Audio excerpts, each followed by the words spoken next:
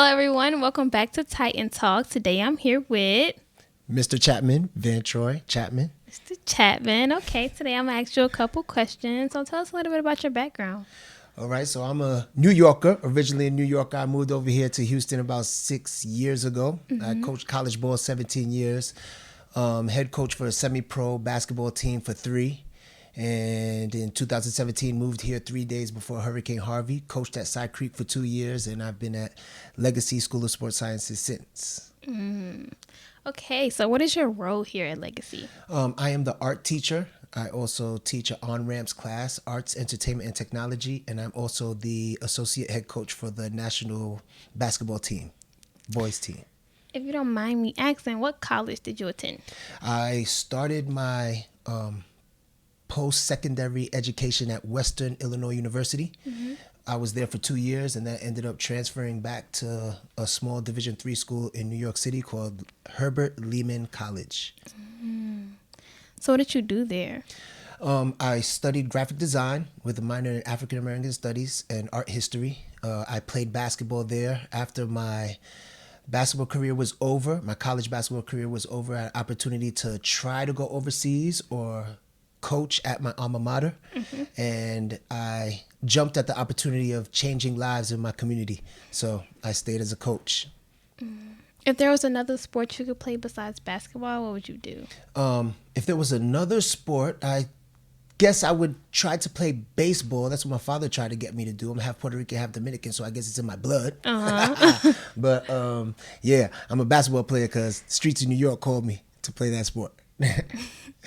Why did you decide to coach here at Legacy? Really, Coach PJ convinced me to start coaching. When I started here at Legacy, Coach Cecily Johnson, she's the head coach for the girls team here. Yeah. We had opened a gym down on Rankin Road, and when PJ heard about my experience in coaching, he asked me, why don't you join the program? I was like, well, I just opened a gym, this and that. The next year, he convinced me to join the program, and I've been part of the program since. Okay, that's cool. Okay, so who was your role model growing up and why? My role model growing up, of course, number one, Michael Jordan. Because Why? of the influence that he had on all the youth that played basketball, but that was, how do you say, a popular choice because, with commercial, everything. But I would have to say Kerry Kittles and Chris Webber. Kerry Kittles was a player that from New Orleans. He went to Villanova. And then Chris Webber, he was from Detroit. He went to Michigan University. Seeing them play, they were Chris Webber was a very big name, everything like that. But Kerry Kittles, kind of skinny, like I was, a slasher, everything like that. And, went to a small school, Villanova, which is a big program, but I'm saying like a small Division I school. I just really gravitated to his story, everything like that, So I felt it kind of reflected what I was going through. So, young Kerry Kittles. So which one do you prefer more, coaching or teaching art? That's a very good question. They both have their benefits, I would have to say coaching because coaching, what I can do is I can help young athletes and young adults learn how to deal with adversity through a controlled situation, and the adversity they go through, a little turnover here or something like that, and having the mental toughness to overcome that mistake or whatever that they made and try to make up for it. I think it helps them in their future endeavors with their regular life as adults. So I would have to say coaching. So what are your core values as a coach?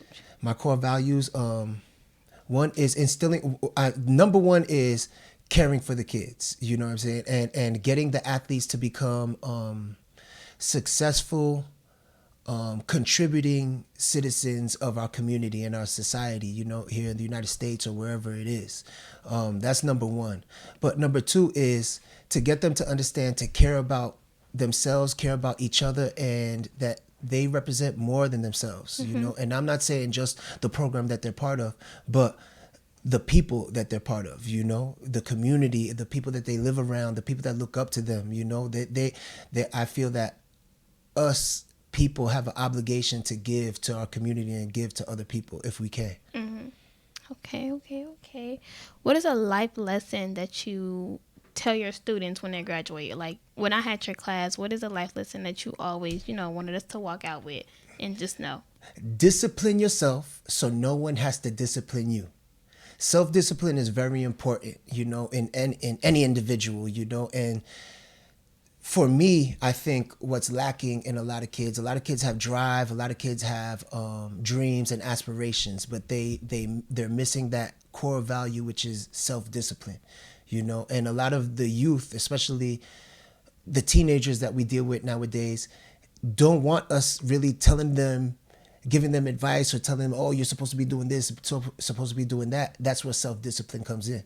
If you're disciplining yourself and you're doing the right thing and you're on your track on your own, no one has to come in and try to push you onto that line, so. Mm-hmm. So what is your favorite part about being a basketball coach? My favorite part of being a basketball coach, I would have to say, is the relationships that I create with the athletes. I think that is the biggest part of coaching.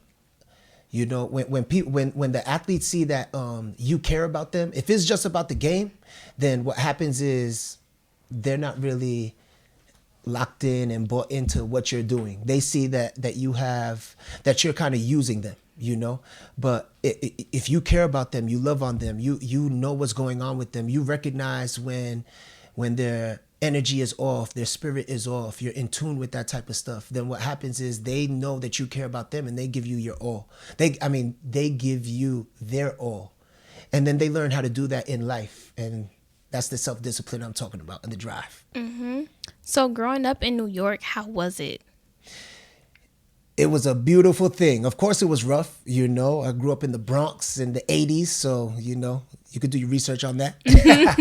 But it's a beautiful thing. It's a lot of movement, a lot of culture. Multiculturalism is very big there, and embracing other cultures. Mm-hmm. New York, I would say, is a big melting pot. I had Jamaican friends. I'm eating roti. Roti is like a Indian food, mm-hmm. Indian dish. So it's a big mixture of everything. So I really love New York. Yeah. I'm getting acclimated to Houston, H-Town. Okay. Do you have any questions for me? No, I don't have any questions. No questions for me? Okay, guys, this is Titan Talk. Thank you for tuning in with us today. Yeah. Tighten up, baby.